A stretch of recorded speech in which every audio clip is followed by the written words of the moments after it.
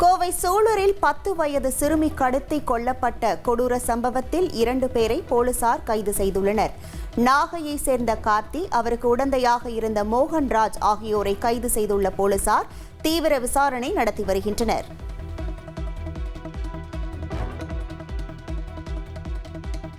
சிறுமி கொலை வழக்கில் கைதான கார்த்தி என்ற நபர் போலீசாரிடமிருந்து தப்ப முயற்சித்துள்ளார். தப்ப முயன்றபோது கால் மற்றும் கையில் எலும்பு முறிவு ஏற்பட்டதால் சிகிச்சைக்காக கோவை அரசு மருத்துவமனையில் அனுமதிக்கப்பட்டுள்ளார்.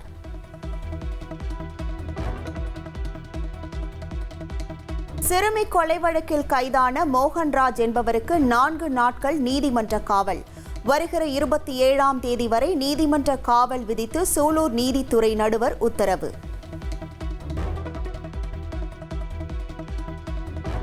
கோவை சிறுமி கொலை சம்பவம் பெரும் அதிர்ச்சி அளிப்பதாக எதிர்க்கட்சித் தலைவர் உதயநிதி ஸ்டாலின் தெரிவித்துள்ளார். தமிழகத்தில் சட்டம் ஒழுங்கு கேள்விக்குள்ளாகி இருப்பதாக கூறியுள்ள உதயநிதி, சட்டம் ஒழுங்கிற்கு முதல் முக்கியத்துவத்தை முதல்வர் விஜய் தர வேண்டும் என வலியுறுத்தியுள்ளார். சிறுமி கொலை சம்பவத்தில் குற்றவாளிகளுக்கு தமிழக அரசு தூக்கு தண்டனை பெற்றுத்தர வேண்டும் என பாமக தலைவர் அன்புமணி ராமதாஸ் வலியுறுத்தியுள்ளார். பெண்கள் மற்றும் குழந்தைகள் பாதுகாப்பில் அரசு கூடுதல் கவனம் செலுத்த வேண்டும் என்றும் கேட்டுக் கொண்டுள்ளார்.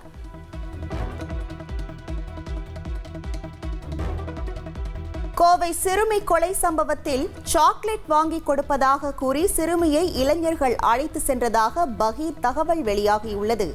இளைஞர்களுடன் பைக்கில் சிறுமி சென்றது தொடர்பான சிசிடிவி காட்சிகள் அடிப்படையில் விசாரணை தீவிரப்படுத்தப்பட்டுள்ளது. பாதிக்கப்பட்ட சிறுமியின் குடும்பத்தினருக்கு அமைச்சர் சம்பத் மற்றும் மாவட்ட ஆட்சியர் பவன்குமார் ஆறுதல் கூறினார். குற்றவாளிகளுக்கு உரிய தண்டனை பெற்றுத்தர வேண்டும் என கண்ணீர் மல்க சிறுமியின் உறவினர்கள் கோரிக்கை விடுத்தனர். கோவை சம்பவம் தமிழகம் முழுவதும் அதிர்வலைகளை ஏற்படுத்தி வரும் நிலையில் இனி இதுபோன்ற சம்பவங்கள் நடைபெறாதபடி தண்டனை பெற்றுத்தரப்படும் என அமைச்சர் சம்பத் உறுதியளித்துள்ளார். சிங்கப்பெண் சிறப்பு அதிரடிப்படை திட்டம் விரிவுபடுத்தப்படும் என்றும் தெரிவித்துள்ளார். இந்த மாதிரி சம்பவம் இதுவே இறுதியாக இருக்கணும், நாங்கள் உறுதியாக இருக்கிறோம். குற்றம் செய்கிறவங்களுக்கு பயம் இருக்கணும். இனிமேல் இந்த மாதிரி குற்ற சம்பவங்கள் ஈடுபடுறது அது மாதிரி சிந்தனையே வரக்கூடாத அளவுக்கு தண்டனைகள் கடமைப்படுத்தப்படுறதுங்கிறது முதல்வருடைய எண்ணமாக இருக்குது. நிச்சயமாக செயல்படுத்துவார். இந்த குற்றவாளிக்கு உச்சபட்ச தண்டனையை பெற்றுத்தரது எங்களோட கடமையாக இருக்குன்னு தெரிவிச்சு.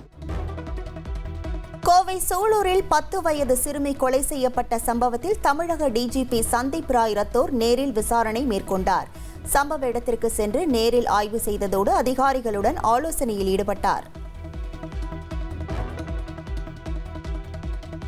சிறுமியின் சடலம் மீட்கப்பட்ட இடத்தில் சட்டம் ஒழுங்கு ஏடிஜிபி மகேஸ்வர் தயாள் நேரில் ஆய்வு மேற்கொண்டார்.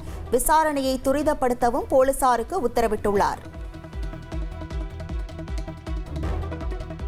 பிரேத பரிசோதனைக்கு பிறகு சிறுமியின் உடல் பெற்றோரிடம் ஒப்படைக்கப்பட்டது.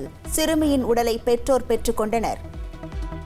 திருவள்ளூர் மாவட்டத்தில் கடந்த 3 நாட்களில் மட்டும் 14 ரவுடிகள் கைது செய்யப்பட்டுள்ளதாக மாவட்ட காவல்துறை தெரிவித்துள்ளது. திருவள்ளூர் மாவட்ட எஸ்பி விவேகானந்தர் உத்தரவின்படி 30 போலீசார் கொண்ட 4 தனிப்படைகள் அமைத்து 71 பேரிடம் விசாரணை நடத்தப்பட்டது. மேலும் போதைப்பொருள் விற்பனை மற்றும் கடத்தலில் ஈடுபட்ட 2 பேரும் கைது செய்யப்பட்டுள்ளனர். சட்டம் ஒழுங்குக்கு அச்சுறுத்தலாக செயல்படுபவர்கள் மீது தொடர்ந்து கடுமையான நடவடிக்கை எடுக்கப்படும் என காவல்துறை எச்சரித்துள்ளது.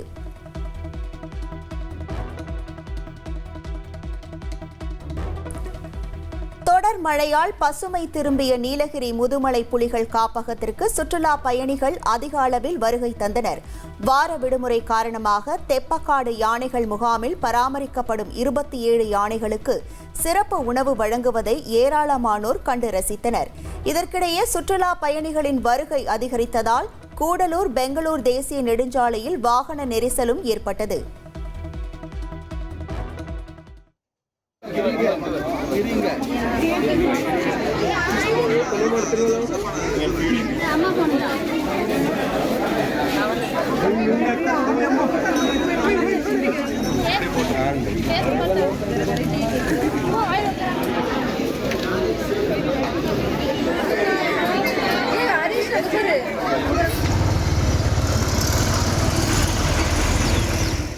தஞ்சாவூர் மாவட்டம் நாச்சியார் கோவிலில் உள்ள ஆகாச மாரியம்மன் ஆலயத்தின் ஆண்டு பெருவிழா கோலாகலமாக தொடங்கியது. அகல் விளக்கின் ஒளியாய் வணங்கப்படும் மாரியம்மனுக்கு உருவம் உருவாக்கப்பட்டு தர்பை புல்களால் உருவாக்கப்பட்ட பல்லக்கில் அழைத்து வரப்பட்ட போது பக்தர்கள் மல்லிகைப்பூ தூவி உற்சாக வரவேற்பு அளித்தனர்.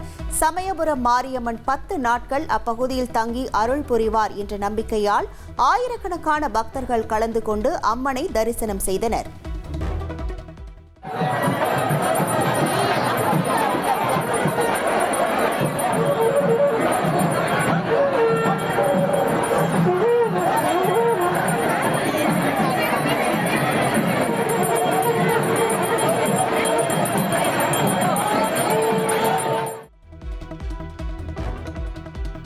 டெல்லி விமான நிலையத்தில் பாங்காக்கில் இருந்து வந்த பயணிகளிடமிருந்து 48 கோடி மதிப்புள்ள கஞ்சா பறிமுதல் செய்யப்பட்டது. சந்தேகத்தின் பேரில் தாய்லாந்து நாட்டை சேர்ந்த 2 பயணிகளின் உடைமைகளை சுங்கத்துறை அதிகாரிகள் சோதனை செய்தனர். அப்போது ஒரு பயணியின் உடைமையிலிருந்து 29 கிலோ கஞ்சாவும் மற்றொரு பயணியின் உடைமையிலிருந்து 19 கிலோ போதைப் பொருட்களும் பறிமுதல் செய்யப்பட்டன. இருவரையும் அதிகாரிகள் கைது செய்து விசாரணை நடத்தி வருகின்றனர். உத்தரப்பிரதேச மாநிலம் மீரட்டில் உள்ள மாநகராட்சி அலுவலகத்திற்கு இளைஞர் ஒருவர் கரப்பான் பூச்சி வேடமணிந்து வந்தார். சமூக ஆர்வலரான அவர் யமுனை ஆற்றில் கழிவுநீர் கலப்பதற்கு எதிர்ப்பு தெரிவிக்கும் வகையில் நூதன முறையில் கவனம் ஈர்த்தார். சமீபத்தில் சமூக வலைதளங்களில் பிரபலமான கரப்பான் பூச்சி கட்சியால் ஈர்க்கப்பட்டே இந்த தோற்றத்தை தேர்ந்தெடுத்ததாகவும் அந்த இளைஞர் தெரிவித்தார். தொழில்துறை பிரதிநிதிகள் மற்றும் முதலீட்டாளர்களுடன் ஹரியானா முதலமைச்சர் நயாப் சிங் சைனி ஆலோசனை நடத்தினார். மாநிலத்தில் புதிய முதலீடுகளை ஈர்ப்பது, எலக்ட்ரிக் வாகன உற்பத்தியை மேம்படுத்துவது உள்ளிட்ட விவகாரங்கள் குறித்து பேச்சுவார்த்தை நடைபெற்றது. அதனைத் தொடர்ந்து அங்கு காட்சிப்படுத்தப்பட்ட எலக்ட்ரிக் காரை முதலமைச்சர் சைனி ஓட்டி பார்வையிட்டார். மேலும் ஹரியானாவின் தொழில் வளர்ச்சிக்கு தேவையான அனைத்து ஆதரவுகளையும் அரசு வழங்கும் என அவர் தெரிவித்தார். திருச்சி அரசு மருத்துவமனையில் தவறான சிகிச்சையால் நர்சிங் மாணவி உயிரிழந்ததாக உறவினர்கள் குற்றம் சாட்டியுள்ளனர். மருத்துவமனை முன்பு மாணவியின் உறவினர்கள் சக மாணவிகள் போராட்டத்தில் ஈடுபட்டு இருப்பதால் பரபரப்பு ஏற்பட்டுள்ளது.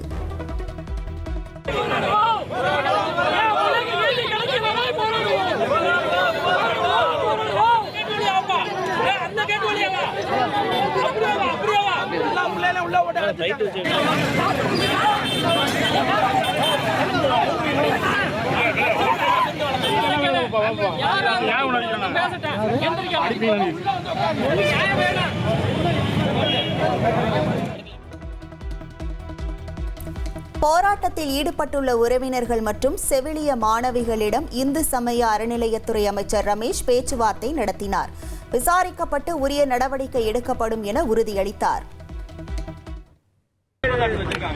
அதுதான் சார் சொல்லிட்டேன். எல்லா கம்ப்ளைண்ட்டும் வாங்கியாச்சு சார். அவங்க யார் யார் மேலாம் கம்ப்ளைண்ட் கொடுத்துருக்காங்க எல்லாரும் மேலேயும் இப்போதைக்கு ஃபர்ஸ்ட் டெம்பரரியான ஆக்ஷன் எடுக்க சொல்லியிருக்கோம். ஃபர்தர் இன்வெஸ்டிகேஷன் பண்ணதுக்கு அப்புறம் பெர்மனன்ட் ஆக்ஷன் எடுக்கும். திருச்சி அரசு மருத்துவமனையில் மாணவி உயிரிழந்த விவகாரம் தொடர்பாக விசாரணை நடத்த சென்னை அரசு ராஜீவ்காந்தி மருத்துவமனை கண்காணிப்பாளர் பாஸ்கர் தலைமையில் விசாரணை குழு அமைக்கப்பட்டுள்ளது. உயிரிழந்த மாணவிக்கு வழங்கப்பட்ட சிகிச்சைகள் குறித்து உடனடியாக விசாரணை நடத்த உத்தரவிடப்பட்டுள்ளது.